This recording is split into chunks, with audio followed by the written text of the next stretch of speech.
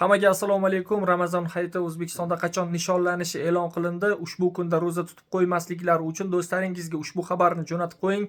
Men esa sizlarga qisqa va lo'nda qilib ushbu xabarni yetkazaman. Ekranga e'tiboringizni qarating. Demak, Ramazon hayiti 30-mart kuni nishonlanadi. O'zbekiston Respublikasi Prezidenti Muborak Ramazon hayitini nishonlash to'g'risida qarorni imzoladi. Unga ko'ra, mazkur qarorga ko'ra joriy yilda Ramazon hayitining birinchi kuni 30-mart yakshanba kuniga to'g'ri kelishi haqidagi O'zbekiston musulmonlari idorasining axboroti ma'lumot uchun qabul qilinib, mamlakatimizda 2025-yil 30-mart kuni Ramazon hayiti bayrami sifatida keng nishonlanishi belgilangan. Barchamizga Ramazon hayiti muborak bo'lsin. O'zbekiston musulmonlari idorasi matbuot xizmati deb ushbu xabarni bizga jo'natishibdi. Xabarni esa siz do'stlaringizga yuboring, ular ham ushbu kunda ro'za tutib qo'yishmasin va Ramazon hayiti yana bir bor barchangizga muborak bo'lsin kirib kelayotgan. Buni xabarni do'stlaringizga yuborib qo'ying.